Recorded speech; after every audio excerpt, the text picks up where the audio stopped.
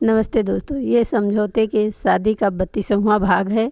अगर कहानी अच्छी लगे तो लाइक करें, सब्सक्राइब करें, कमेंट में बताएं कहानी कैसी लगी। चलिए कहानी शुरू करते हैं। अब आगे। अंश तेज़ी से कार चला रहा था और अच्युत उसकी बगल वाली सीट पर आंख बंद करके बैठा हुआ था। वो मन ही मन बोला, हे भगवान बचा लेना, इतनी जल्दी मरने का शौक़ नहीं है मुझे।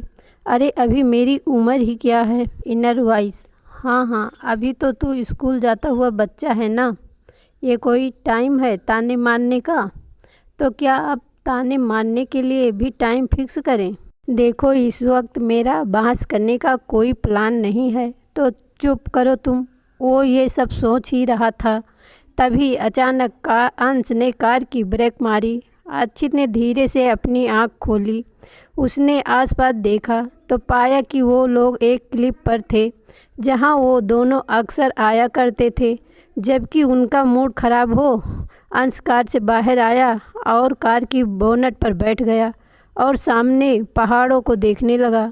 अच्युत भी कार से बाहर आया और उसके बगल में बैठ गया। कुछ देर तक दोनों यूं ही बैठे रहे।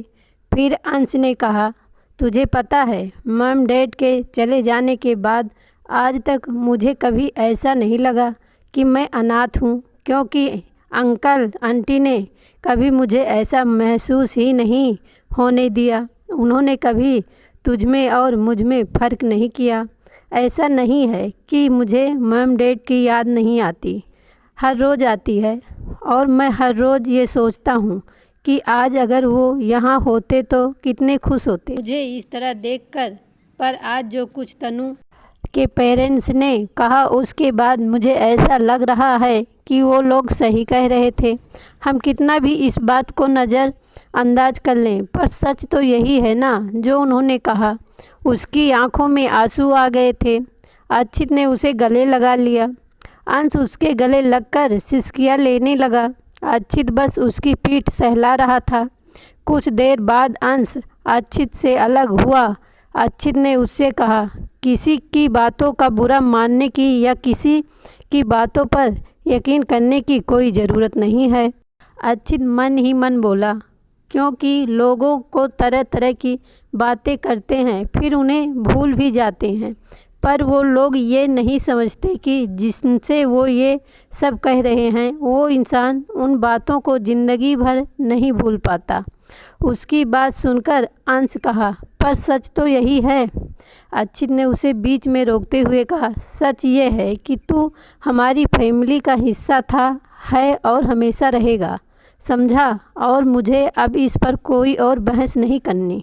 उसकी बात सुनकर अंश ने अपना सर हिला दिया। अच्युत ने मन ही मन कहा, ये लड़का कभी नहीं सुधर सकता। उसने अपना सर हिला दिया। फिर वो भी कार में आकर बैठ गया और दोनों वहाँ से निकल गए। रायचंद मेंशन।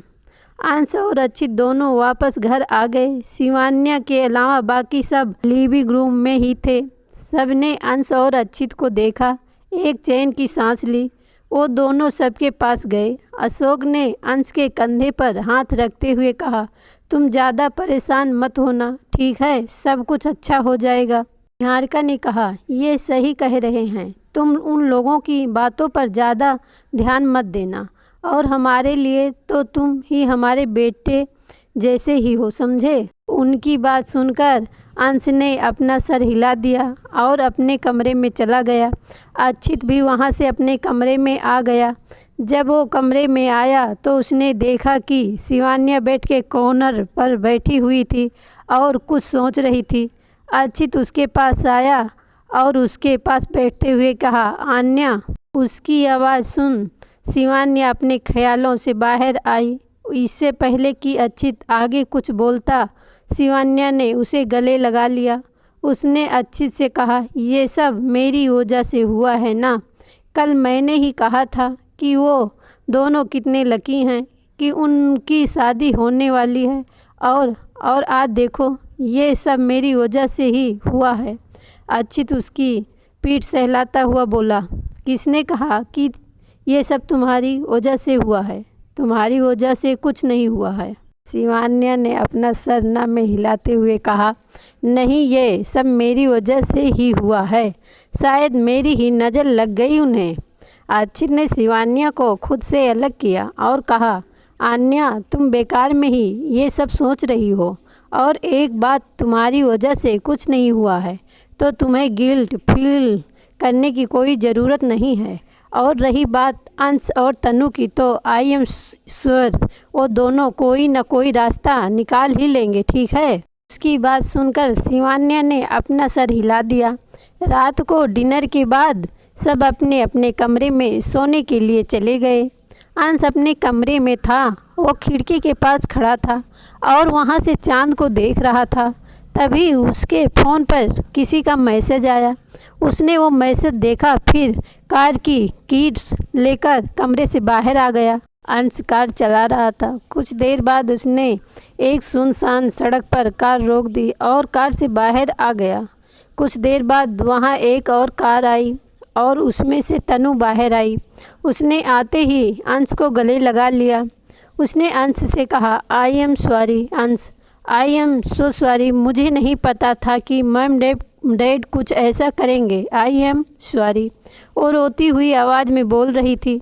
अंश ने उसके बालों को हाथों से फेरता हुआ कहा, स्टॉप क्राइम जान, मुझे पता है कि इसमें तुम्हारी कोई गलती नहीं है। कुछ देर तक ऐसे ही गले लगी रहने के बाद तनु अंश से अलग हुई। उसका रोना भी अब कम हो चुका था। दोनों कार की बोनट पर बैठ गए। तनु ने अंश से कहा, अब हम क्या करेंगे? उसकी बात सुनकर अंश ने कहा, ये बात सच है कि मैं तुमसे बहुत प्यार करता हूँ, पर मैं तुम्हारी फैमिली के अगेंस्ट जाकर कुछ भी नहीं करना चाहता। तनु ने उसके कंधे पर अपना सर रखते हुए कहा, मैं भी यही चाहती हूँ कि हमारी शादी उनके मर्जी से हो, पर मुझे नहीं लगता कि वो हमारी शादी के लिए मानेंगे।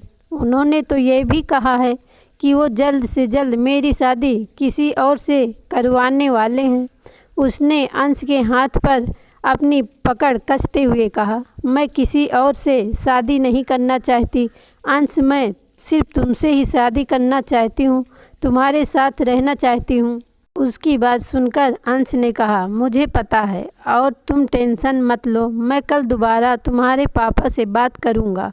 उसकी बात सुनकर तनु अपना सर हिला देती है और अंश को गले लगा लेती है। फिर दोनों वहाँ से अपनी अपनी कार लेकर निकल जाते हैं। तो दोस्तों, आज का भाग यहीं ख़त्म होता है। अगला भाग सुनने के लिए हमारे चैनल को सब्सक्राइब करें और कमेंट में बताएं कहानी कैसी लगी।